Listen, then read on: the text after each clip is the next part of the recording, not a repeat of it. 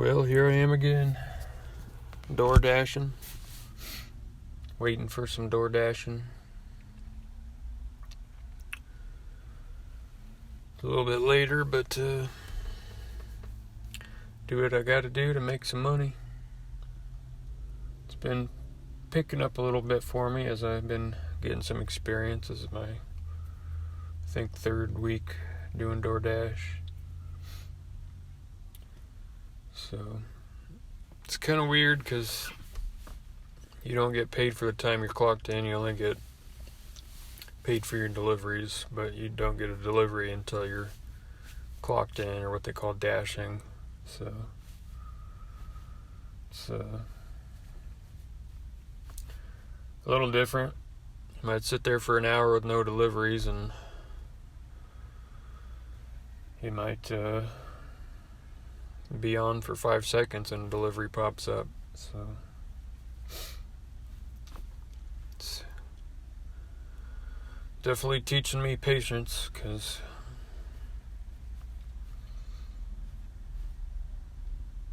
it's not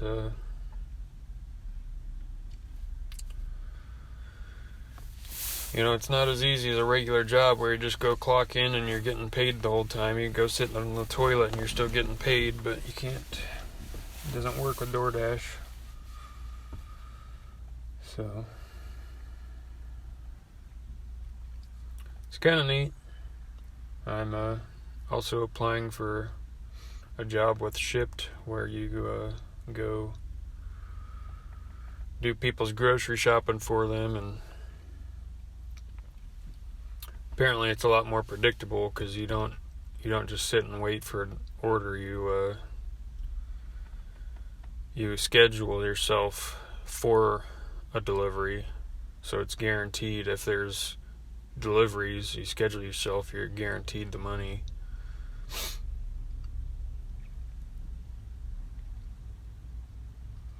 So gonna try putting the two together. I had a job I was looking at a car dealership where I was going to be driving a truck with a trailering their cars from different car lots around the area I'm in. And I found that on Indeed.com, and Indeed said that there was a window to get your name in to get a interview, and they didn't say that there's any applications or anything you got to fill out. You just give us your name and your number and we'll get you in for an interview. And this is the day, this is the time you show up. And I go there, and no one had any idea what I was talking about, and they said I had to fill out an application. He hands me this massive application where they want you to fill out every 5 minutes of your life that you've been working or not, and why weren't you working, and all this stuff. And oh man, I knew right off the bat when he handed me that application, that's not the kind of job I'm looking for. Not that, I understand why people do that, because they don't want sketchy people showing up, but that's the kind of stuff that just stresses me out. People want you to perform, and I think actually a lot of those people, they get a kick out of stressing out their employees to get them to kiss their ass, and it's just not right. Nobody's got a perfect record. Nobody's got every second of their life accounted for where they were, why they weren't working some job, whatever. They want you to be institutionalized, where you're in the matrix, where you're plugged in and you're doing everything that they want you to, and there's no room for freedom or whatever. They want a bunch of robots working for them. So the long story short on that one is I didn't get the job. I'm not worried about it. I thought it would have been fun. It was a couple extra bucks an hour compared to your typical job, but just the way the guy looked at me. I mean, obviously he was working, he was busy, he was in the parts department or whatever, and he was walking around. But I'm just there for an interview, and he already looks at me like, you know, I'm a problem, like, what the hell are you doing here, kind of thing. And I just don't put up with that crap anymore. God bless them. God bless all the people who are in the jobs and whatever. I get you're having a bad day, but I've done all kinds of jobs like that where your boss wants to blame you for their bad day and the customer wants to blame you for their bad day and all this other crap. I'm not doing it. I thank God for other opportunities like YouTube and Doordash and all these other places where you can make money. And yeah, it's not as structured, it's not as dependable, it's not as can't entirely hang your hat on those things, but when you get enough of those things going for you, I'm just experimenting. I don't have it all together. I'm not Mr. Perfect or anything like that, but I know I don't always know what I do want, but I do know what I don't want. And I've learned to experience what I don't want, and so anyway, as I've been growing in this Doordash thing, it's been getting more exciting. It's a learning curve thing. You're your own boss. No one's going to hold you accountable to making sure you're making a certain amount of money. You got to hold yourself accountable, and not everybody can do that. But I'm trying it out, and I'm starting to like it. And not easy with my brain fog and the fatigue and stuff, but honestly this job is probably one of the only jobs I can do right now because of all the stress and everything. It's way less stressful to do this, except for the waiting game, but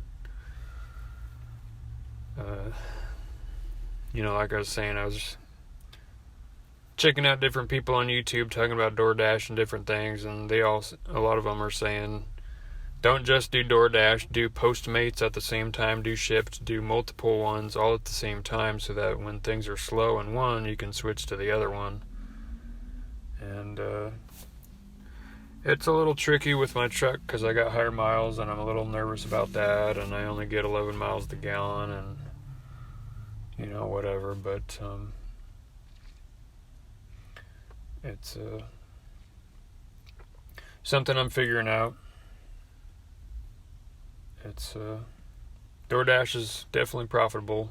Just gotta figure things out. How much is the you don't have to take every delivery, but you're offered deliveries. You can decline them if you don't want, and like if they want you to drive 10 miles away but they only want to give you $2, you can decline that. And so figuring that stuff out, which I actually enjoy, because you can hone it down, tune it up the way you like it. I like to be in control of those things, whereas other jobs, like, if you're working at Subway or Walmart or something, they're going to give you minimum wage, and after a year of hard work, they're going to give you like a 15-cent raise, maybe, and there's nothing you can really do to tweak it and make it, where you're making more per mile or per hour or whatever. So obviously if you get a nicer job, you're making at least 30 grand a year, those things don't matter as much because you can afford a lot more and you don't really care so much. But I really like having the control over my life to be able to just make the changes, tweaks here and there to get become more profitable. I like that.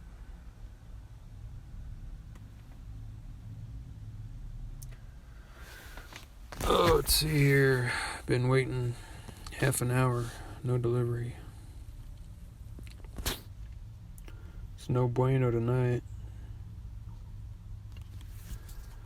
Usually there's something that pops up about every half hour, at least.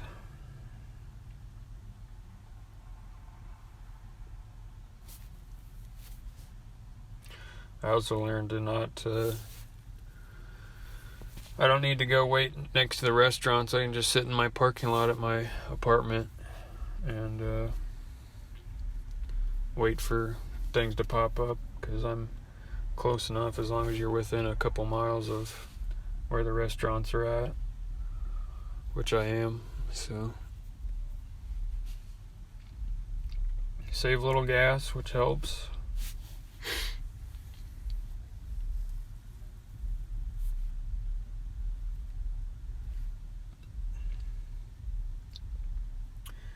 And yeah, it's good. Starting this YouTube is fun. It's definitely a learning curve, and I'm not, details kind of stress me out, wear me out, but that's why my first several videos are just going to be very rough, raw. I'm not going to be doing too much editing. If there's noises in the background or if the picture's fuzzy, I'm not going to worry about it too much until later on. Partly I want to see if this thing's going to become profitable, because if it's not, I'm not going to be spending a bunch of money on editing software to make everything polished up. But the cool thing to me is not everybody, it's a different generation. Not everybody needs to see,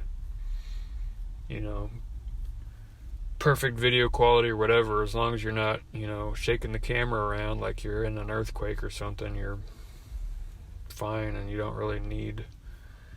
I mean, some people are putting up videos at 4K, like you don't even need that. I'm fine with videos at 720, but I don't know, I guess it depends who you are and what you like. We're all different, and that's alright.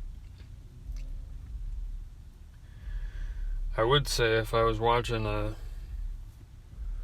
preview for a movie or a preview for a video game, I would definitely want to be watching on at least 1080 for that high definition feel, to see what the graphics are going to look like. But just listen to me rambling on. You don't really need high def.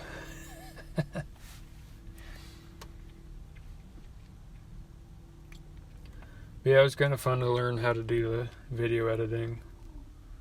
It's kind of neat.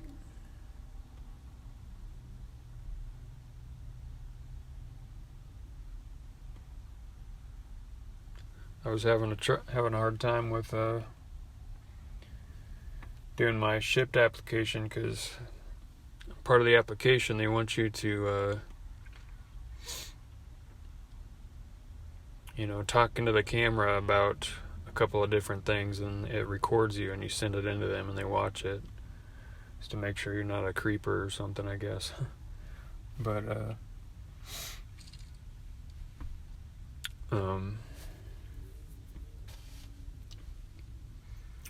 it wasn't working on my iPhone, and then it wasn't working on my laptop. I got a Windows laptop, and so I looked on their website for how to fix it, and it didn't help, and I sent them a message, and their tech guy just sent me a copy-paste version of the tech, page I just read, and it's like, well, that didn't help, and so they didn't say anything. But I actually had a different issue arise with my laptop. I had to reformat it, and that totally fixed it, so that's pretty exciting. So sometime maybe this weekend, when I get some more time, I'm a little more level-headed, I'll do those application videos. Stuff is a little nerve-wracking, but I guess it's less stressful than going into an interview, because I don't have to deal with the person It's you literally record yourself and you can replay it to watch it to make sure you like it. If you got bedhead or something, you figure it out after you recorded it. You can redo the whole thing after you do your hair.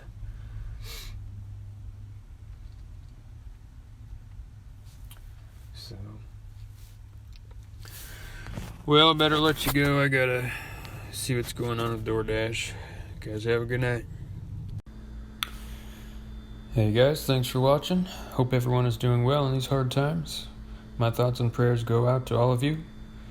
Thank you for support by viewing my channel. If you like where this is going, please like and subscribe and tell a friend about us. And remember, we keep trucking.